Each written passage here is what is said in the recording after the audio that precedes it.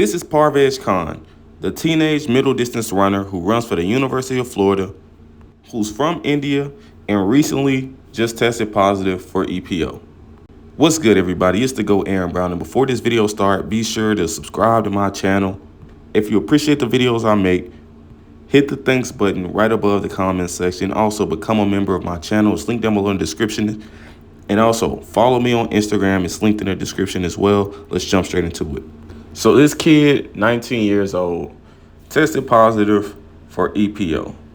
From the results and from the testing I heard, or that I read, that on June 27th and 28th, there were like two different samples taken, or two different tests taken, and they had EPO in them.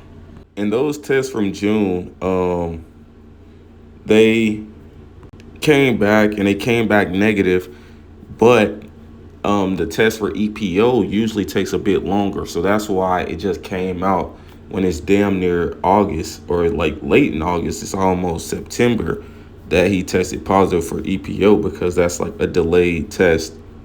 He also has 15 days to send in a written explanation of what could have happened, whatever, to like the testing panel, and for them to review and them to make a decision from there.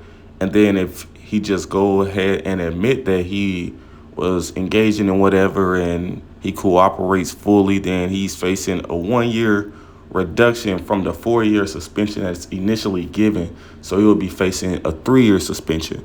But honestly, if I was him, I was going ahead and send in that written explanation, and hopefully I can get over on their ass. And then if not, we'll have to just take the 3 years, like do some cooperating and just go ahead and admit to it. But I've seen it a lot, like largely on social media, many people talking about this case. And I really haven't said too much about it because I didn't really know too much about it, or too much about him and his whole situation. But I did some research and I did some reading, and I found out more about it. And I saw that he's from the poorest district of his side of India, and like that side of like the country. And it also said that 40% of the population there is multidimensionally poor. I done heard of people being living in poverty and below the poverty lines and, poor, but I ain't never heard of nobody being multidimensionally poor. Like, what does that even mean? You know how poor you gotta be to be multidimensionally poor? So if you a young guy from there, your biggest dreams and aspirations is to make it out by any means. And let's not be oblivious like we are watching a clean sport or participating in a clean sport, especially when it comes to distance running. The most dominant distance runners in the world are from Kenya. And in the past 3 years, they've had more people test positive in one country out of every country combined.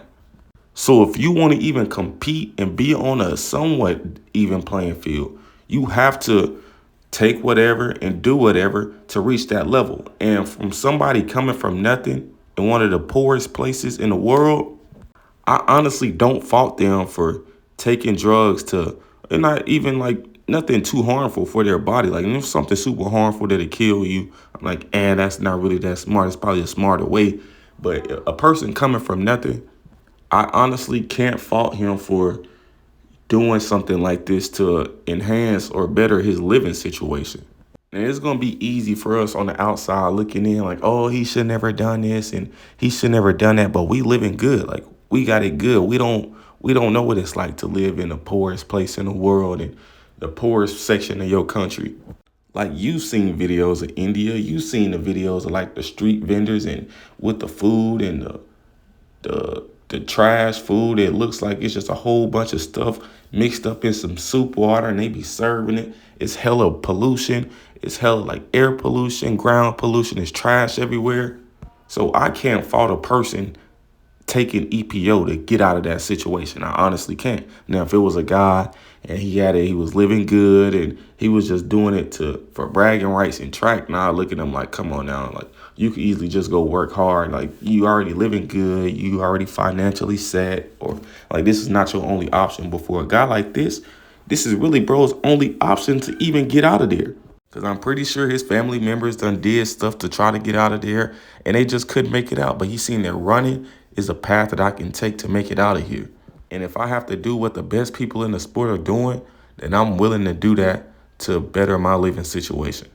So that's why I try to refrain from judgment in circumstances and situations like this. Because like try to put yourself in that situation. You living maybe in a hut made out of mud. And if it rained too hard, all that shit can fall apart. But you can be a runner. And as a runner, you can work your way up and get good enough to go to the NCAA. Then when you get to the NCAA, you realize that, dang, I can make some money from this because these guys done told me that if I do this, since they're doing this, that I could get even better than I already am. And you done made it out of India. You living in the United States now. You see how good it is. And you realize that, damn, I can really make some money from this if I just do this.